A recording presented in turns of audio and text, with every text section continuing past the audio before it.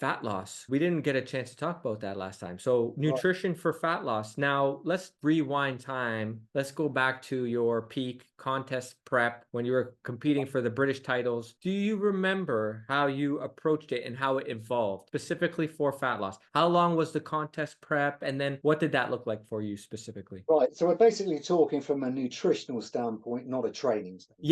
Yes. Okay, fine. Right. Oh, wait, hold on for a second. I'm assuming now the training changed now for contest prep? From off-season to contest prep, your nutrition changed and your training changed? What, back then? Yeah. No. Oh, okay. The training side, I kept lifting exactly as I did and as hard and as heavy as I did, right up to the day prior to a competition. Okay, so you didn't change anything. If anything, you were attempting to get stronger throughout your contest prep. Yeah. Okay, same system. Yeah, you've got to lift heavy to keep the muscle. You've got to have the intensity. I learned that. If I backed off at all, I wouldn't have been so grainy, so hard. And maybe that's why I did come across like a very grainy physique, is because of the way I did train and how I kept it up. I didn't back off. I just keep going. The rep ranges back in the day, remind me now, was it low repetitions for the most part? No. Okay. But remember, again, we're talking about the mid-range movements. Right. I was never doing that full range. I was doing quite a big range, and some exercises were different than others. But my logic behind that, and there was logic, was the fact that I found that if you train that way, you get less injuries. We talked about that last time, so we don't want to dive too much into the same topic. We have to prioritize here. So we understand that the training is the same. You still did the mid-range. You still did everything the same that you did during the off-season. For those listening, go back and check out those videos with Robert where we discussed the training on the YouTube channel. Of course, you can search his name in the search box. The videos will come up. But with regards to contest prep nutrition now, since the training never changed, let's talk about that. Right. Well, from the beginning, I was pretty green and I didn't know what I was doing. So like I told you in the last video, I started off, I didn't know hardly anything about bodybuilding at all. And I dieted down in my first show and I dropped a couple of stone. I went down to 12 stone in my first show. Didn't know anything about dieting at all. Next show, I went down to 11 stone. Again, it took me several years to understand dieting. I sort of muddled my way through. I was asking people different questions. I was reading up on things and I was trying to get my diet correct. Now, I didn't get my diet right until probably 4 or 5 years into competing. So like 40s, basically. Yeah. I was actually sponsored by Udo's Choice. You know the oil blend? No, actually. They're a Canadian company. Really? Oh, okay. I should know this then. Probably your next door neighbours. Yeah, maybe. But the point being is, it's Udo Erasmus and it's an essential oil blend, omega 3, 6 and 9. And they actually sponsored me. And what it was at the time, I decided because of my sponsorship, this is the thing what happened. I had an agreement. I was taking Udo's Choice in the off season, but when I was dieting for a show, I was taking flaxseed oil. Why? How come? What made you want to switch? Because the flaxseed oil is a lot higher omega 3. It does help the dieting, the fat burning process. It's pretty damn good. And I was on a huge amount because I was getting it free. I was on about 8 or 9 tablespoons a day. I really thought about nutrition deeply at the time. And over the years, I was finding out what my body was responding to, different food types, different balance of food, and so on. And I kind of pared it down and I got what I call my perfect diet. And it really worked for me. And I came into a show and I was so ripped. What it did is the year prior to this, I did the British Pro-Am and I came 5th. And I thought, what the bloody hell was going on? I couldn't believe it. So the year after, I thought, right, I'm going to really diet this time and see what happens. So I got in shape and then I just carried on dieting. So once I'd got in shape, I just carried on. Okay. And I got so ripped, it was just unbelievable. We've been posting pictures in the videos, but we got to post it here now that you're mentioning, just in case someone hasn't seen the previous videos yet. Definitely check those out. We're going to post a photo here. Insanely lean. It's unbelievable. I couldn't believe it myself when I was looking in the mirror and I thought, what the hell am I doing? This is good. And I think it was the combination of I knew what to eat and the oil. A lot of people wanted to know this at the time. This is my competition diet back when I was at my best. Right, I started off, breakfast was small bowl of porridge oats. And what I did, and I still do this now actually, I just pour water in it. Then I strain the water off with a fork. All right, stick it in the microwave, and it comes out like a biscuit, really hard. That's interesting. I All right. never heard that. I never heard that before. That's what I do. I still do it now. Then I break it up, and all I did then was stick a little bit of diabetic jam with it. Okay. That's all I had. With that, I had a couple of scoops of whey isolate. I used to just put it in a glass, mix it up, pint, stick in 2 or 3 tablespoons of flaxseed oil. That was my breakfast. Tell me about the diabetic jam. What was the main purpose for that? I think it's pretty self-explanatory, but I'm assuming because it was low sugar. It was, but there's no need for that. You can just use ordinary jam, really. It doesn't really okay. matter. That kind of thing is nitpicking. It's pushing it too far. I've realised now, a spoonful of jam's not going to hurt anyone on a diet. So that was my first meal of the day. Second meal, prior to training, was 4 tablespoons of flaxseed oil and a couple of cups of black coffee. That's it. Okay. Yeah, that's it. That's it. Then I did my training. How long after you had that meal? The black coffee and the flaxseed? About an hour. Oh, wow. So, and the breakfast? Hours. How long was the breakfast before you trained? 3 or 4 hours, maybe. Wow. So you're pretty much training on an empty stomach at that point. Yeah, pretty much. Yeah. And you had no issues with that? You were pretty good? Fine. Wow. Never affected me in the slightest. Okay, wow. Okay.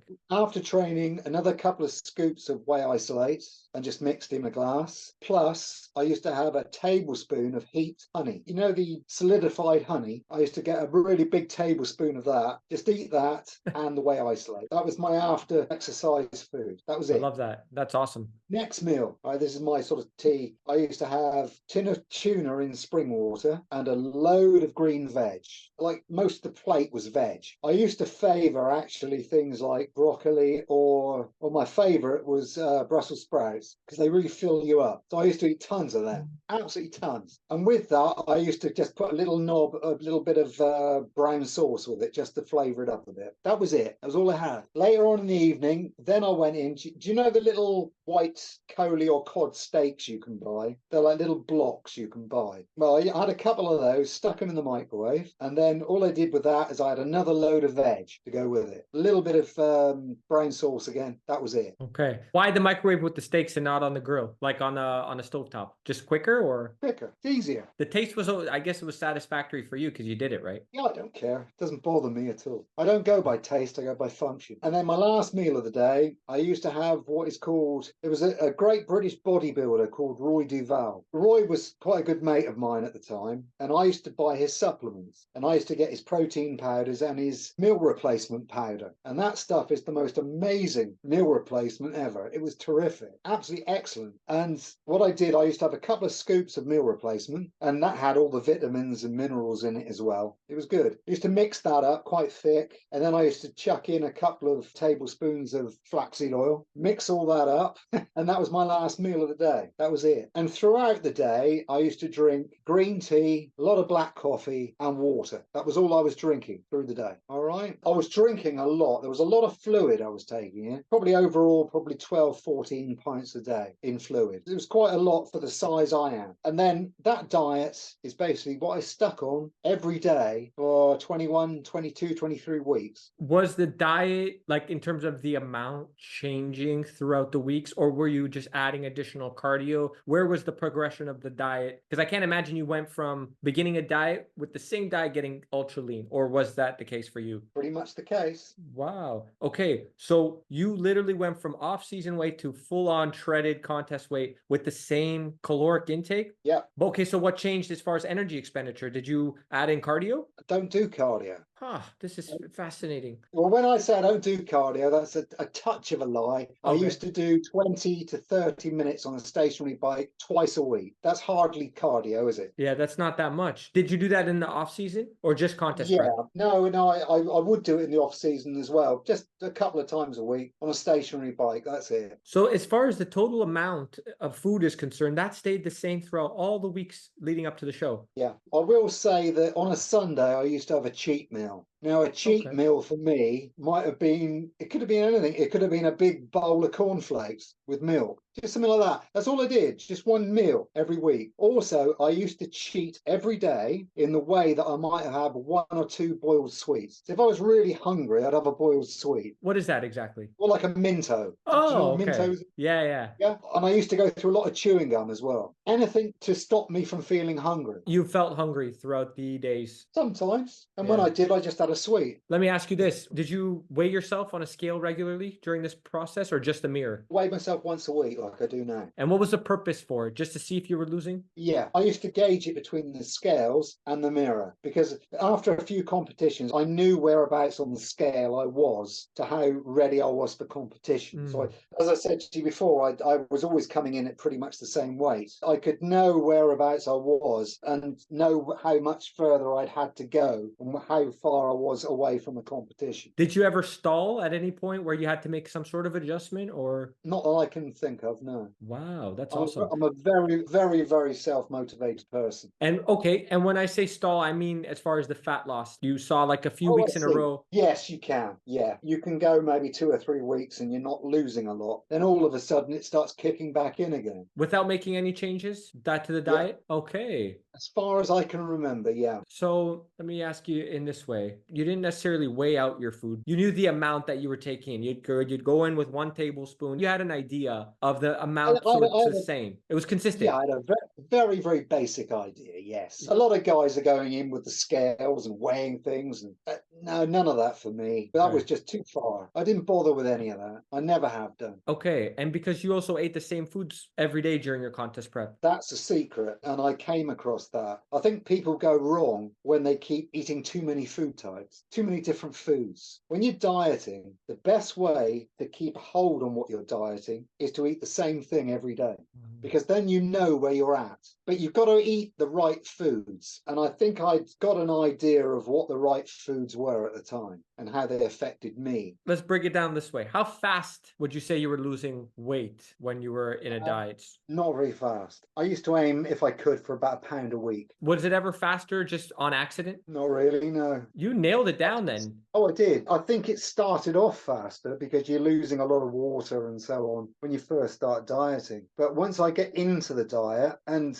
that was the thing with me, is when you diet, what I always found was the first 2 weeks are the hardest and the last 2 weeks are the hardest. Once I got through the first 2 weeks, it was a doddle. And it was only like if I'd have been dieting for a very, very long time, if I'd done a 23-week diet, that 23rd week, sometimes it was difficult. It was hard work. If it was getting too much, I used to have like a bag of crisps or something just to get me through. Like chips? Yeah. You mentioned the 1 time per week cheat meal. It wasn't a whole day. It was just a meal. That's clear. Just one meal, yeah. Just one meal. Peak week. So talk about how you approached your peak week and if anything changed, because I know some competitors never change a thing, right? Right. This is my secret, Kenny. There was no peak week. People tamper with water intake, sodium intake, all sorts of different things. Me, nothing. The only thing that I might do is I might have drunk an extra couple of pints the day before the competition. I changed my eating on the last day. The last meal or 2 meals I had was a higher carbohydrate. So I might have something like a steak and chips, something like that, in the evening, just prior to a competition. So I did slightly change it. I'm talking about the night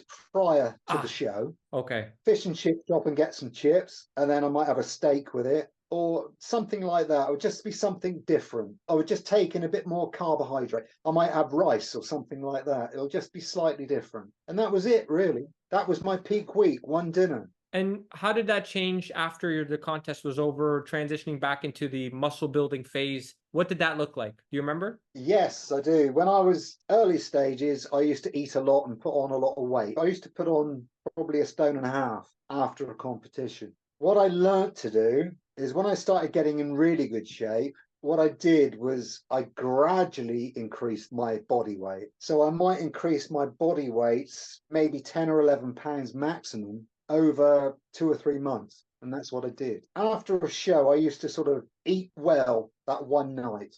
And that was it. And then I gradually increased my food, gradually put on weight. But once I learned, I realized that I didn't need to put on too much weight. So I never used to go over 11 pounds. This was when I reached my peak, I'm talking about. I never went over 11 pounds. Okay. So it was easier to diet it down. And then when I was dieting, what I did was I tried to lose weight as slow as possible. So like I told you, I'd try and go for a pound a week. Quite often it was only half a pound a week. To retain muscle, that was the goal. You wanted to retain as much muscle and strength as possible? Yes. So what I did, I was trying to lose the least amount of weight. I was trying to go in a negative all the time. I was trying to lose weight, but over an extended period. How long did that last? About 23, 24 weeks, you mentioned? Anything between 20 and 23, 24 weeks. Yeah. Got it. Yeah. Okay.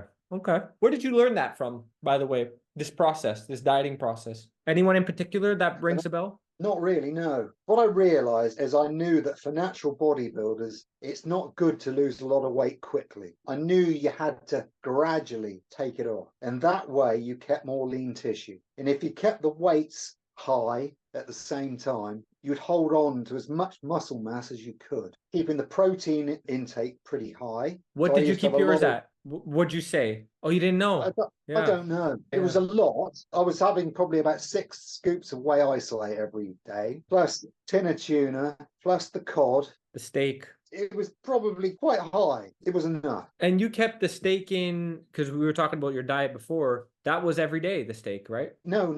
Well, you're talking about cod.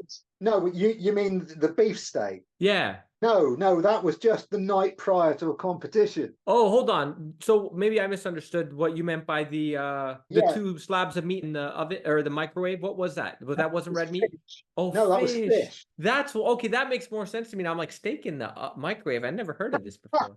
Like, that can't be good. Fish. I was gonna say that can't be good, Robert. I'm like, that doesn't sound good. I'm like, and you enjoyed that? Okay, so fish. I'm like, whatever. It's like, yeah, you put it in the microwave. I'm like, okay, that is more understanding. It was cod steak. Cod. Okay, gotcha. Okay. Yeah. What I found was that the best way to diet was on whey protein and fish. Right. That's what I discovered. So I didn't have any kind of meat. I never used to eat chicken or turkey or anything like that. It was always whey isolate and fish. That's what I discovered. You never wavered from that? No.